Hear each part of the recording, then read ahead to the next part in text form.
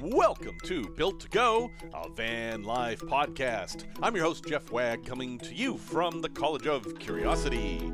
This time it's episode 267, and we're going to share a story with you. Not a tale from the road, a tale of the road, a tale about the road. One person's van life journey summed up. We're also going to talk about a way to clean your dishes without using any water at all, as tested in Africa, a product review of a thing that can help figure out where your leaks are coming from, and a map that is very important to some folks. But hello, welcome back. Thank you very much for letting me take an unannounced week off last week. I appreciate that. I was having an adventure. Yay! And I will tell you about the adventure I was having later in this podcast. But first, there is some very important business to take care of, and that is this. Ladies and gentlemen, that was a can of Hamm's. Hamm's is the beer refreshing, and no, this does not count as a advertisement because I am not hired by Hamm's. In fact, Hamm's, for those who aren't aware, Hamm's is like one of these really cheap beers that doesn't come in a 6-pack or a 12-pack or even a 24-pack. It comes in a 30-pack. Yeah, it's one of those beers. But it is pretty refreshing, and it's a beer I've come to like. It's a very old brand. And in the Chicagoland area, it was available everywhere, or pretty close to everywhere. It was very common at any rate. And lately it has disappeared. None of the bars have it anymore. It's hard to find in stores. And it's just weird. I don't know why. I don't know if people stopped drinking it. Most people I know preferred it to Pabst Blue Ribbon, which was another cheap beer that people drink. And instead it seems to have been replaced by Yuengling, which is a beer from further east, like Pennsylvania area. And that beer is everywhere. And it just made me realize that this is all just marketing stuff. Why does your bar have this beer? Because some sales rep came in and said, hey, I'll give you half off for 6 months if you carry my beer and nobody else's, or something like that. I might be getting a little bit cynical in my old age, but for today and for this podcast, I have a Hamm's. And none of that has anything to do with anything except that I just ate a whole bunch of peanuts and I couldn't talk and I needed something, and the Hamm's was there. So thank you, Hamm's. I appreciate you. Okay, this podcast was handed to me by a couple of people who just sent me really good things. And in fact, the first one here wasn't sent to me. I'm literally stealing it with permission. But it was so good and so poignant and just kind of summed up van life in one Facebook post, is what it was, that I have to share it with you. So what I'm about to read to you was written by a woman by the name of Liz James. And I've talked about Liz on this podcast before. She is a person who had a van named Squeaky, and she told us the story of Squeaky's last ride, which was very sad. And Liz is also the person who came up with the idea that in a van, it's not a sink that you need, but a drain. And now I've talked to her about that, and it seemed that we kind of collaborated on that idea somehow. It's whatever. We both had thoughts on it, and therefore was born the concept that you need a drain and not a sink. And then she came on one of my trips recently down the Danube River, and we got to spend some time there. And anyway, she is a very interesting person, and I say that as someone who has met a lot of interesting people. And she is not a UU minister. She is a UU preacher. Let's back up a little bit here. UU stands for Unitarian Universalist. It is a church. And it's an interesting church because it's a church that has no creed. You do not need to believe any set of things to be a member of their church. If you believe in God, great. If you don't believe in God, great. That isn't what's important. For this particular church, and it's a very large and very old church. This isn't some fringe thing at all. What matters is who you are and how much goodwill you have, basically. I mean, I'm not a UU person, so I shouldn't be speaking for them, but that's the idea I get from it. And Liz is from Canada, so she is a Canada UU, and there are some differences between the Canadian UU ministry and the United States UU ministry. It's fascinating history, very New Englandy history, and believe it or not, part of that history involves the Puritans. Remember the Pilgrims came over and they were all like, no dancing, oh no, very, very prudish. Their heritage basically is part of the UU history, and they're gone. There aren't any Puritans anymore, and I can tell you that the UUs are not prudish. Not at all. If you are ever looking for a sex-positive church, let me introduce you to the UUs, and you might have to shop around from congregation to congregation because they don't all do the same thing. With that backstory, I would like to read you this story that Liz wrote about her adventures in van life. And Liz went to van life because she was basically an itinerant preacher. She would go from church to church and preach, and the van was the most economical way. It would provide her shelter and transportation, etc. One thing Liz is very articulate and an excellent writer, and so you will know that these are not my words that I'm reading. But from this point on, I am quoting Liz. Touring and van life are a skill, and the first year I did it, I was half in awe and half just trying to keep my head above water. Like so many things, you get better at van life as you go. Unlike house life, you don't usually get a chance to be taught as a child, so there's definitely a learning curve. This year, it all clicked. Things that made this year's tour so great. Number one, humans. The way I do it, van life, is very relational. This year, one of the things on my New Year's bingo card, it's another story, was to ask 7 people who intimidate me to hang out. They all said yes. It was stunning. Number 2, epic hikes. I used all trails a lot until Lindsay taught me to use AI, which is phenomenally helpful with travel planning. I scheduled most travel days around an absolutely epic hike. I saw redwoods and both coasts and mountaintops and perhaps more of the Grand Canyon than was good for me. Hot tip, the way back out is quite a bit more difficult. All those signs that the ranger posts behind the trail saying, "Warning, the way back out is quite a bit more difficult." Yeah, true story. Number 3, Planet Fitness.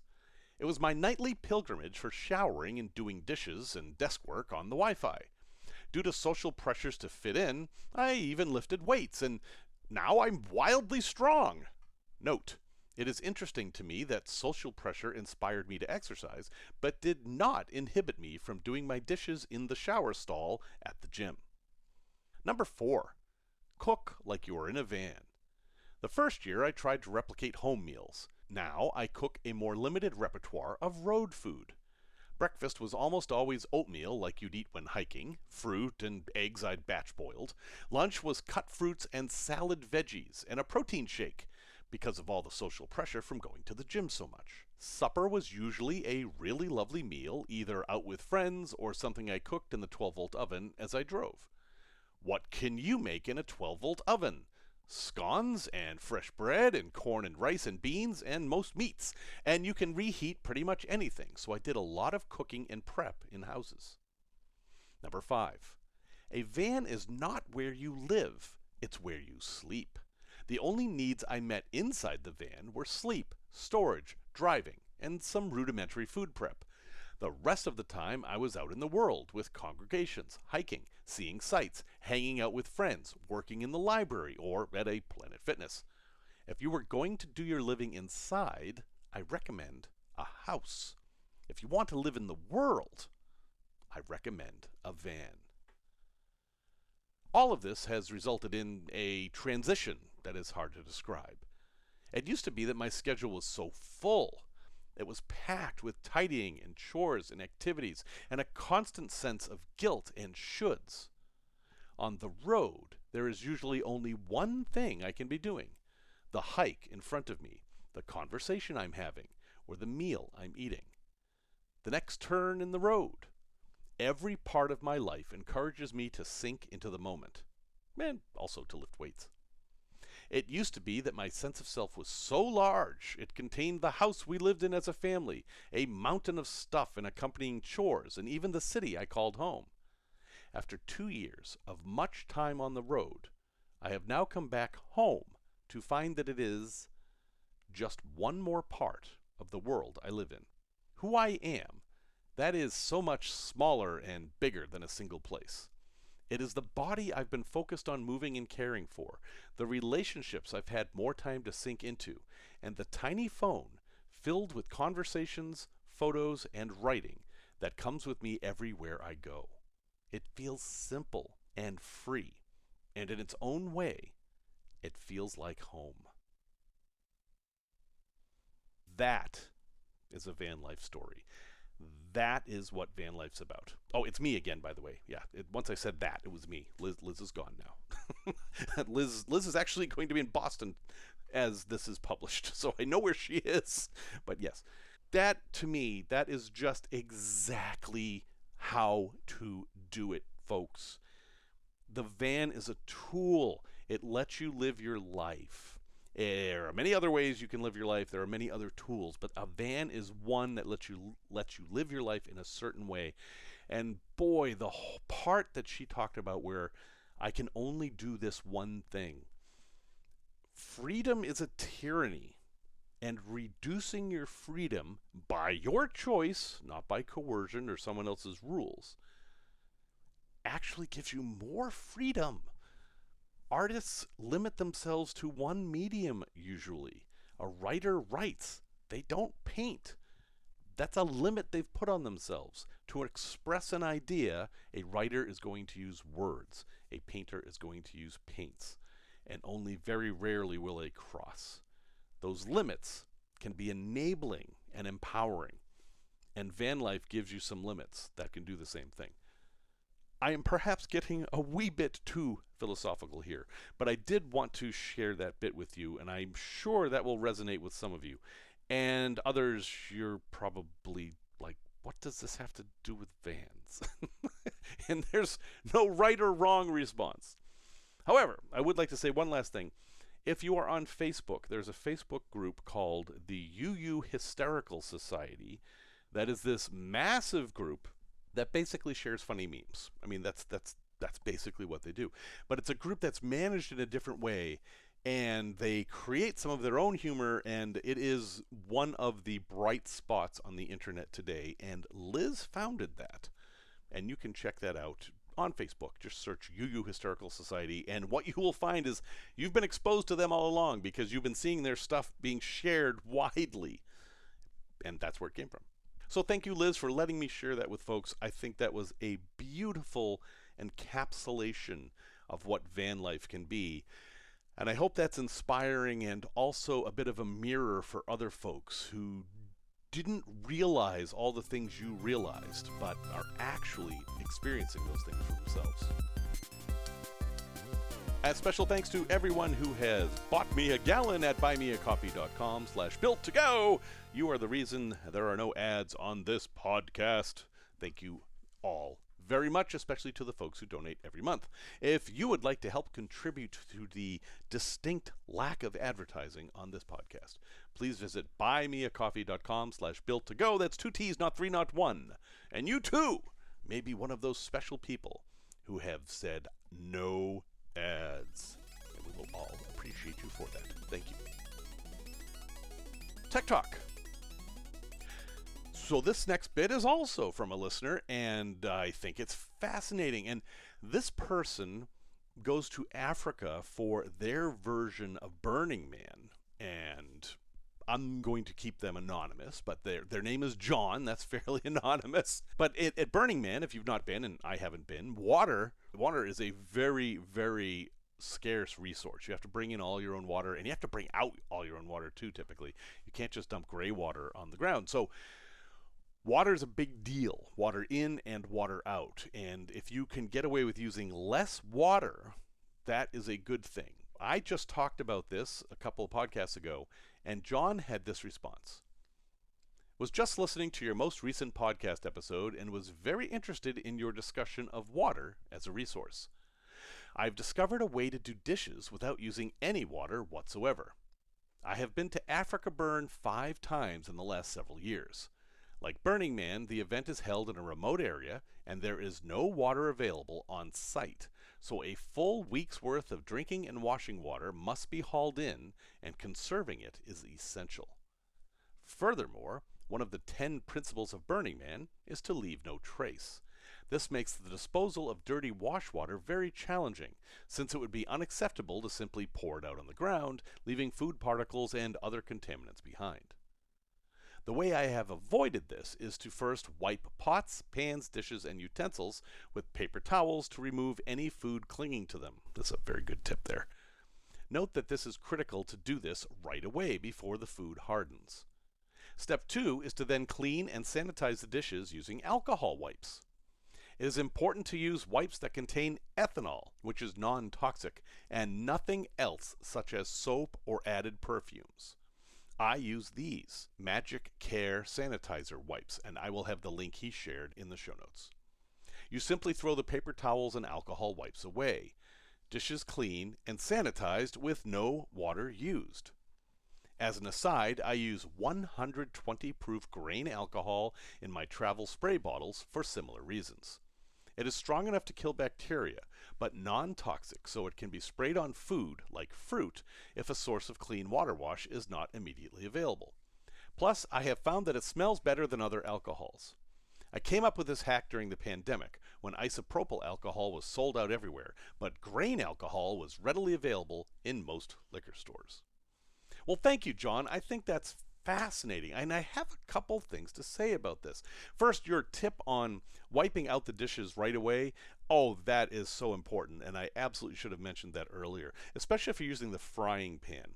So when the frying pan is still hot, one way to clean it, like just be done with it, is to wipe it out with a damp paper towel or a wet one. Again, talking about water, you're not supposed to be using water, but still, wipe that out as soon as you can. Don't burn yourself, obviously, but that's going to be the easiest, simplest way to do it. Now remember, your frying pan is essentially self-sterilizing because it gets so hot that nothing could live through that. But you still want to get all the food and stuff off of it, and a quick wipe is the best way to do that. Wipe off as much as you can and then throw that away. Now I know then you're using a paper towel and say, well, that's a waste of paper. I should be using a cloth that you can wash, but oh wait, washing uses water. Yeah, you see the situation. You're trying to do the best with what resources you have. So that is excellent. Second thing, using ethanol alcohol wipes is a great idea, but we have to talk about this a little bit more. Wet naps, as they are sometimes called, I think that's a brand name, the little packages of hand wipes that you get after you eat barbecue ribs or lobster or something like that, not the same thing. You want to use something like John says that doesn't have any perfumes or any scents or anything like that, but you also don't want anything that has isopropanol in it, because that is a poisonous alcohol. It's fine to put on your skin, but if you drink it, you could have serious problems. You definitely want to find something that has just ethanol in it, which is why he has the link here that I will have in the show notes. Ethanol is it's the alcohol in my hands right here. Ethanol is the alcohol that people drink when they're drinking alcohol. No other kind of alcohol will do. Some of them smell similar, some of them even taste good, but they can be deadly. If you're curious about that, read The Poisoner's Handbook, which was a book written about what happened during Prohibition, when the United States government said, well, alcohol still has industrial use. How do we stop people from drinking it? Oh, I know. Let's put poison in it. And that's exactly what they did, leading to tens of thousands of deaths. So don't mess around with that. The grain alcohol thing is interesting. Grain alcohol is an interesting substance. It's not always easy to find. It's illegal in some places because it is so much alcohol. 120 proof grain alcohol is 60%. So that is a lot. And it is just at the bottom edge of the range for disinfecting. See, it turns out the percentage of alcohol in a disinfectant alcohol matters. If it's too low or too high, it won't be as effective. 60 is at the low end, and I think 80 is where the high end is. If you use alcohol that's higher than 80, what happens is that some organisms will become spores. Like I believe noro is like this. The alcohol will contact the norovirus and it will become a spore and it will survive. But it only does that if the alcohol content is so high that it doesn't have a chance to absorb the water in there and burst. I think that's how it works. Noro's a little bit different. You need some citric acid in there to soften the coat. I'm getting way too detailed on this. But anyway, what you want to do for this is use ethanol, 60 to 80% solution. So that would be 120 to 160 proof if you're using grain alcohol. You can also find something called kosher ethanol. I have seen this a few times. I do not know what needs to be done to make it kosher, but you can make cocktails with it and you can clean your dishes with it and yourself. Stuff is very, very, very flammable, and so are the vapors. And another risk here is that when the vapors catch fire, they're invisible. So you want to be very careful not to expose this to open flames. Like, don't clean your frying pan with this, like, while your frying pan is on the burner that's lit.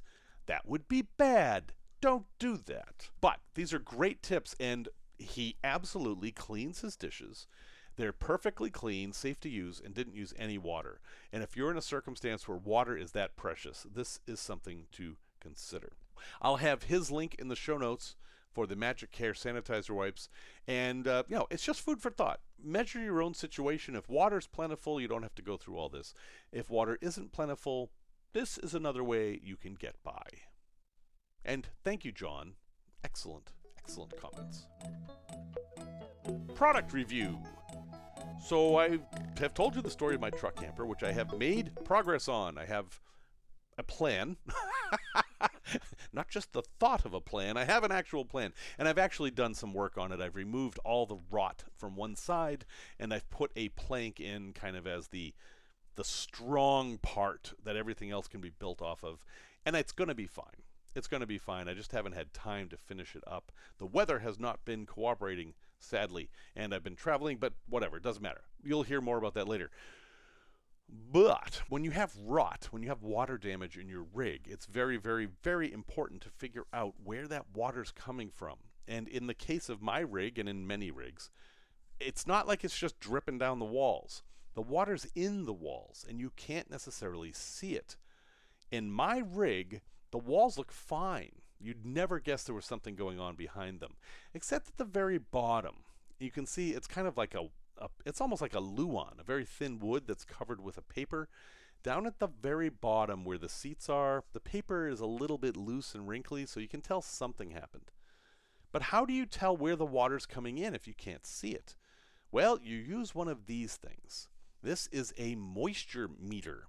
It's a little handheld device, kind of the same size as a remote control. Comes in a bunch of different colors. Mine happens to be red. And there's two different ways it works. But you can think of it kind of like a stud finder. It detects how much electricity flows from one point to another inside the device. And using that, it can tell how moist something is. Now, these devices are a little bit more complicated than that. You do have to set them up properly. They need to know what kind of wood you have in order to get an accurate reading and things like that, because they work also on density, and denser wood need to have a different setting than less dense woods, etc., etc., etc. But for our purposes here, where we're just trying to see where the water gets in, that stuff isn't as important. Basically, you want it to be able to tell you if there's water there or not. That's it. And I didn't spend that much time learning how to use it. Once I got to the point that I could get it to make a noise when it detected water, then that was all I needed. So these will do a lot more than how I used it. This model that I am recommending here can use pins or not pins. The traditional ones of these had pins. They were very sharp pins, and they were sticking out of the top of the unit, and you would basically stab them into the wood to tell if there's moisture there, or stab them into the drywall or the wallpaper or whatever. But of course this makes holes. So there's a way that you can use this thing without the stabbing that will do the same thing. And that works just fine. So in my rig, what I was able to find out was that the wettest part was at the bottom of the wall, which was not surprising at all, and that it was perfectly dry above the windows. There was no moisture at all above the windows, which means the roof is fine. And then when I got below the window, I found moisture. But when I went below the window and then to either side, there was much less moisture. And so, yeah, my windows are leaking just like I thought.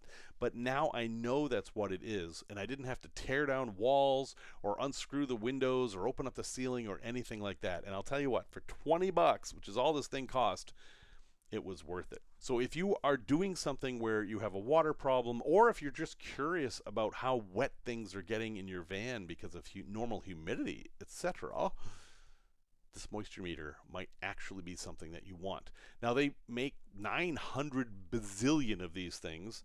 The one I got is just a plain old cheap one that had good reviews. You can certainly get fancier ones. You can get less fancy ones. This one worked fine, so I'm going to recommend it. But yeah, it's only 20 bucks on Amazon. And you can also use it to tell if your wood is too wet to burn. Like if you're going to have a fire and you've got some chopped wood and, is this wood seasoned enough? You're not sure? Well, the moisture meter can help you with that too. You might find all kinds of other uses for it. But for me, 20 bucks was a very low price to pay to figure out exactly where the water was getting into my rig. There is a link in the show notes. A place to visit. This is going to be a place to visit kind of combined with a tale from the road here, because I'm going to tell you about my recent adventure to, of all places, Sandwich, Massachusetts. Why on earth would anybody go to Sandwich, Massachusetts? Well, I'll tell you. The reason I was there is because I had tickets to see one of these massive 80s shows with all these different bands. It was like my record collection as a youth. I saw The Vapors, Big Country, Icicle Works, China Crisis, Peter Godwin, General Public, A Flock of Seagulls, The Polecats, Josie Cotton. I mean, there were so many bands. Then they're not listening, so they won't mind that I missed one or two. But it's a big, huge show, and I really wanted to go. But then my wife and I were talking, and she said, well, hey, she would like to come with me on the trip. She didn't want to go to the show. And I was like, oh, well, okay. I mean, New Haven, home of Yale and the Voynich manuscripts. There's stuff to do there, and it's not too far from Mystic, Connecticut. We could have pizza, and Connecticut's a fascinating state. There's lots of stuff to see in Connecticut. But, I used to work on Cape Cod way back in the day, back in the late 80s, and I don't think I've been back since. Maybe once. And I thought, what if we just went to Cape Cod? Then we talked about it, and sure, she thought that was a great idea. And so Sandwich, Mass is right at the very top of Cape Cod, where Cape Cod attaches to the rest of the state. There is a canal called the Cape Cod Canal that separates Cape Cod from the rest of the state. And Sandwich is directly on the northern western part of the canal, almost where Plymouth is, except the canal separates the two. So if you make a crook in your arm and your head is Boston, Sandwich is where your shoulder is. That was terrible, but it's the best I can come up with. Anyway, Sandwich is very, very old. It was founded in 1637, which for most folks in the U.S. sounds like a really old place, and for most folks in Europe sounds like, it's kind of old. In Chicago, that's very old.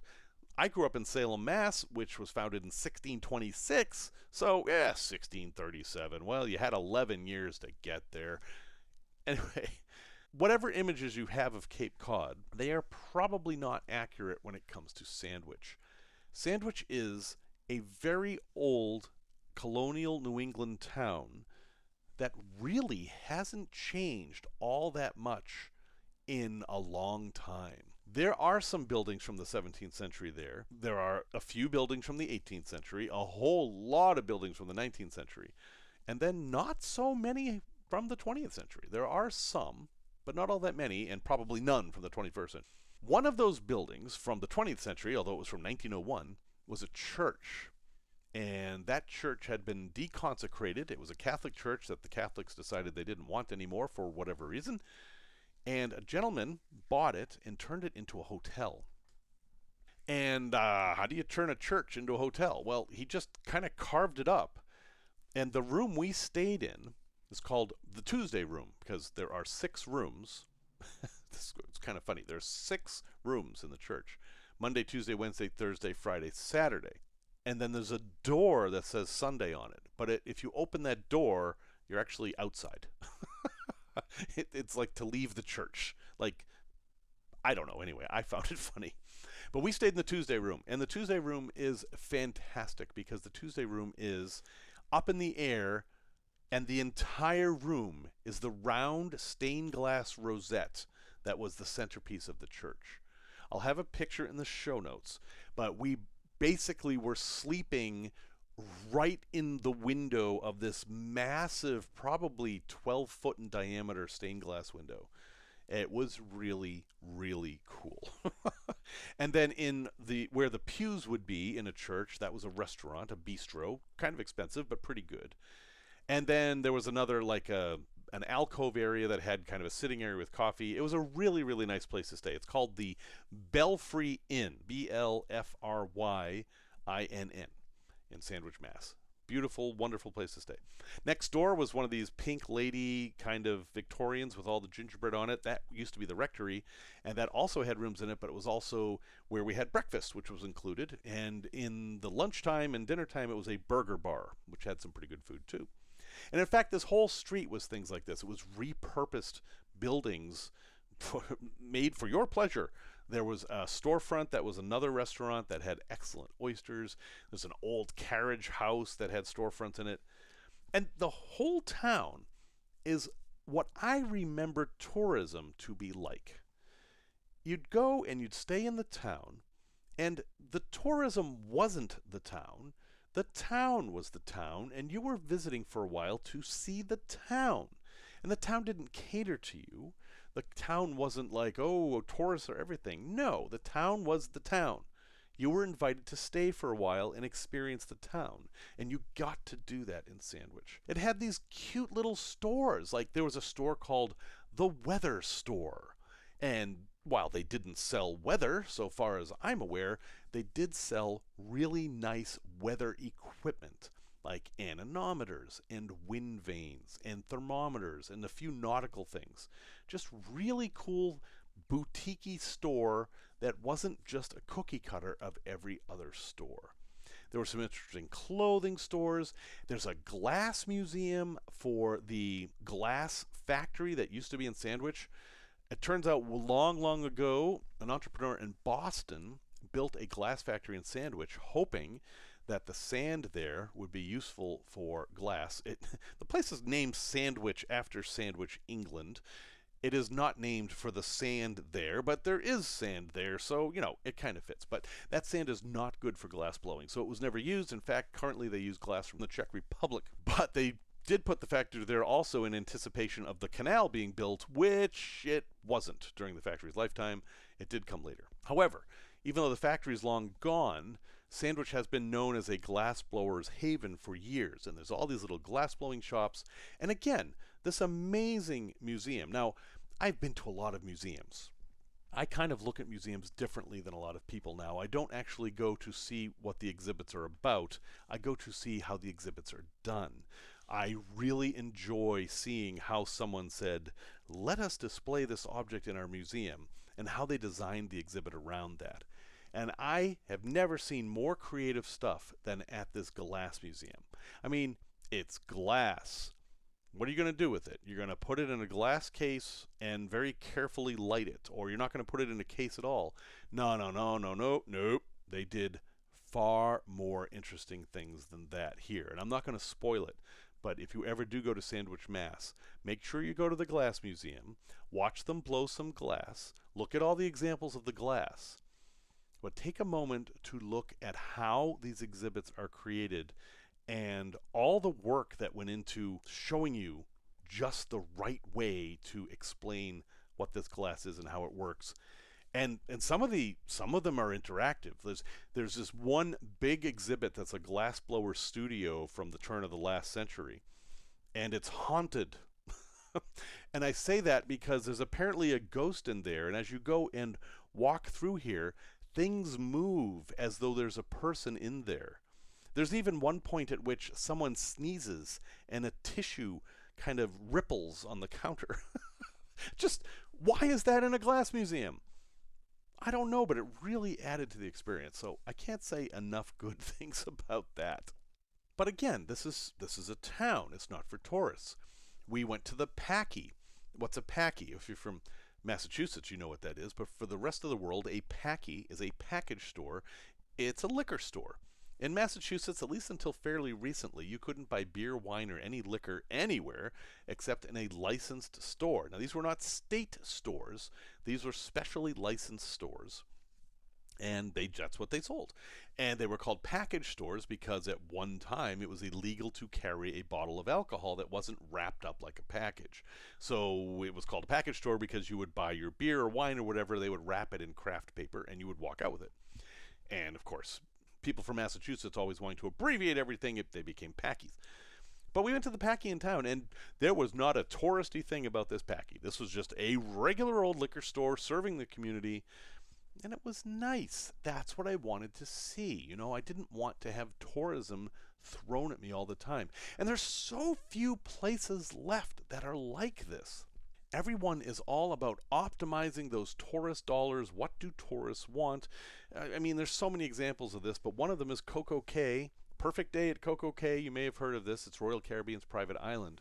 They took this idyllic island in the Berry Islands, which is part of the Bahamas, that had a crazy history about pirates and merchants and shipwrecks and all kinds of things, and erased it and turned it into basically a Disneyified slab with water parks and pools and bars and restaurants. And why do you have to go to the Bahamas for that?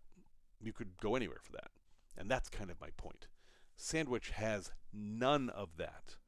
It has old churches with steeples, including one that was on the cover of an Elvis Presley album. One of the most photographed churches in the United States is in Sandwich. It has an old mill that was built in the 17th century, and it's still working. You can still go in there and get cornmeal that was ground on this ancient mill with the mill pond and the sluiceway, and it was delightful. Now, it didn't hurt that the weather had turned. If you were around this area last week, it was oppressively hot and humid, and then suddenly it turned really nice for a few days. I understand that that has ended now and it's miserable again, but being there in that weather was wonderful. They also had a town well. It was actually not too far from the mill. There was this well or spring that was just pouring out water. It was free to everybody. And it was such good water that all the residents would come and line up and fill up bottles to take them home to drink this water because it was so good. And yeah, sure, if you had a van, you could absolutely go fill up your van, fill up 50 gallons worth. It was free. Really high quality water from the aquifer. It's called the Cape Cod Aquifer. It's really good water. One last thing I'll tell you about, and then I'm going to make a meta statement, is they also have a fish hatchery. And it's open to the public. It's completely free. It's an open air fish hatchery where they're basically breeding all different kinds of salmon and trout to stock ponds and rivers in the state. And it's an impressive facility, but I noticed it was a little bit old. So I asked one of the workers, how old is this? I mean, was it built in the 50s? And he said, yeah, it was the 1850s. It's the oldest fish hatchery in the United States. And they've been raising fish since then. And they used water out of the aquifer, and he felt a little bad because they use like 1,000 gallons a minute, and all that water just ends up in the canal. It's a single use. But whereas in Arizona, that would be the greatest tragedy ever.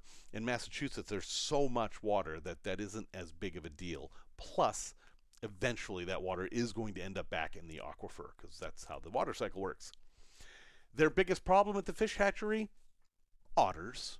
Otters come up the stream that's next to the property and sneak in and eat through the nets and grab a fish and take off.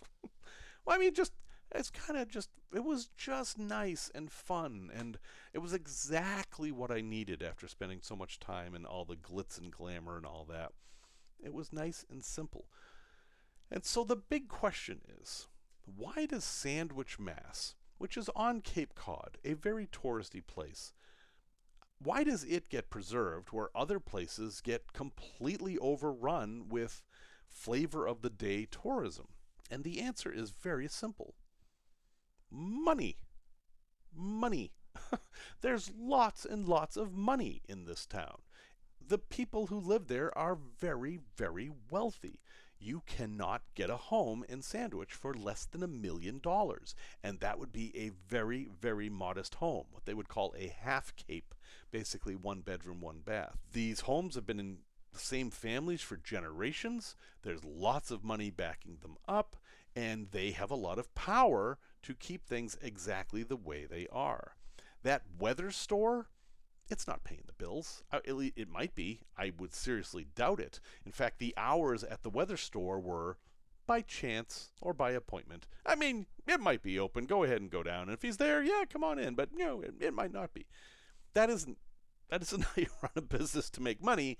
That's how you run a business because that's what you want to do. Anyway, I am not one of these wealthy people that could ever afford to live in Sandwich. But it was very nice to just enter that world for a little while and to just see a place that was welcoming and yet wasn't altered very much by my presence. It seems a rare thing. And then, of course, I have to add, what if you wanted to do van life in Sandwich or on the Cape in general? And sadly, it's very difficult.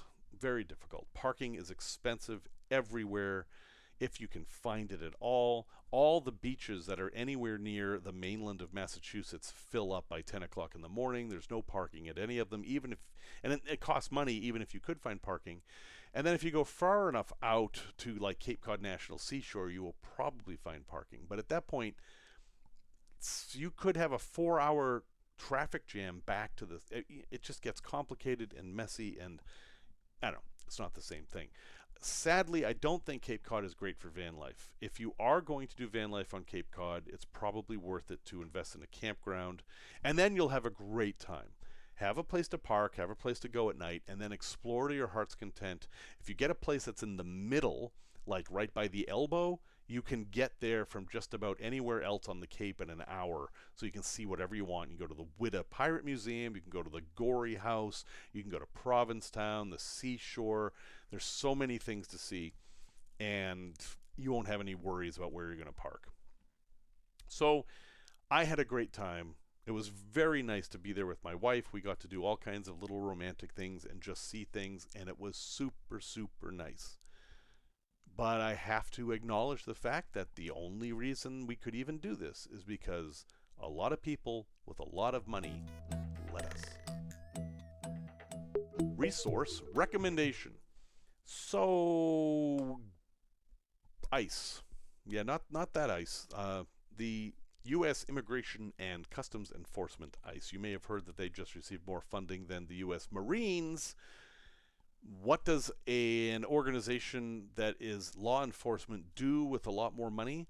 They hire more people and they do more things. And how does that affect van life? Well, these folks have special rights that regular police don't. And some of them are in very gray areas. And that means that if they want to mess with you, they can and will. And whether it's enforced in the courts after the fact, you don't know. But meanwhile, you could have been in detention for 3 weeks waiting to find out. And so, okay, who is affected by ICE? Well, technically, the only 2 times that they can mess with you are at a border when you're trying to cross. That makes sense. Or if they have probable cause to think that you are not in the country legally. And that's the problem. What exactly does that look like? What is probable cause? Now, my heritage is mostly Canadian, so I look like a Canadian. I don't think they're going to stop me. But my friends from Venezuela, or Brazil, or Mexico, or any number of the Caribbean islands, or Indonesia, those folks, they're probably going to get stopped because the probable cause in the officer's mind is they're not white. Now, this is not a politics podcast, and that isn't actually what I'm going to talk about. I'm just trying to make the point that ICE can stop you if they have in their mind that they have probable cause. But there's a restriction on that. For example, if you are in central Utah, ICE can't just stop you. In fact, ICE can't operate there unless they have a warrant or something like that.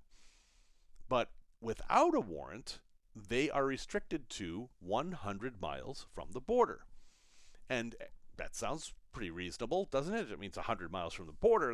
There's only, if you drive south from Canada, you're out of that range in 90 minutes or an hour and a half or 2 hours, Yeah, no, that isn't how it is. So the resource recommendation here is a map. And I actually have a page from Reason magazine at reason.com. This is definitely a political magazine with a certain slant. I don't necessarily share their views or beliefs. I happen to know a couple of the guys that work there. That's all a long story. So I'm just picking this magazine because it's a very clear illustration and it shows the issue. And basically, this 100-mile border that they've created, it includes a whole lot more than you might think. In fact, 2/3 of the people in the United States live within this 100-mile border. And you're probably thinking, well, that doesn't make any sense. It does when you look at the map. Because within 100 miles of the border, and you have to understand that any water, any ocean is considered border, entire states are engulfed in that 100 miles. For example, the entire state of Maine, of New Hampshire, Massachusetts, Rhode Island, Connecticut, New Jersey, Maryland, Delaware, Michigan, and Florida. All of those states are completely within that 100-mile zone. There is no place in those states where ICE can't just stop you and search you and your vehicle with quote-unquote probable cause. And that's a lot. Half of Texas, more than half of California, a big, huge portion of Oregon, including where everybody lives, and almost the entire state of Washington, also because of the way they draw the borders. Nearly all of Wisconsin, Chicago, and a great swath of area around Chicago. Why? Because Lake Michigan is considered a border. Lake Michigan does not touch Canada. I mean, you can get to Canada through Lake Michigan. You can go up and, go under the bridge and but the way they drew this map, they decided that Lake Michigan counts because it is connected by water to Canada. Therefore, you can almost go all the way to Springfield, which is in the middle of the state in Illinois, and still be affected by ICE. So I say this just to bring this to your attention. I don't necessarily have any great advice for what to do here. Oh, by the way, Hawaii, too, obviously, is completely under ICE jurisdiction, according to them. Just know that if you are stopped by ICE, they have different rights than the police. And there's a huge gray area about how much power they have right now. What they do have is a lot of funding, and they have the support of the federal government in a way that they've never had before. So, I don't know. If you're the kind of person who does not want ICE to mess with your life, you're probably going to be better off staying in states like Nevada, Utah, Colorado, Kansas, Missouri, Nebraska, Wyoming, Arkansas, Kentucky, Tennessee. Yeah, that's about it. Oh, and Iowa and South Dakota. Those are the states that don't have any ICE presence. Everybody else does. And if they have a warrant, they can go wherever they want, but that's a different situation. So anyway, take a look at the resource, take a look at the map, and just see how much influence ICE has. And I want you to know one thing about this article. One of the reasons I picked it, it's from 2007. This is not new. What's new is how ICE is being unleashed on us. Well, folks, thank you very much for listening to episode 267, and thank you for letting me have a week off last week. That was wonderful.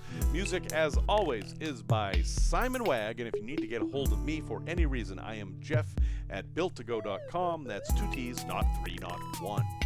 Until next time, remember the words of Liz James, who said, "If you're going to do your living inside, I recommend a house. If you want to live in the world, I recommend a van."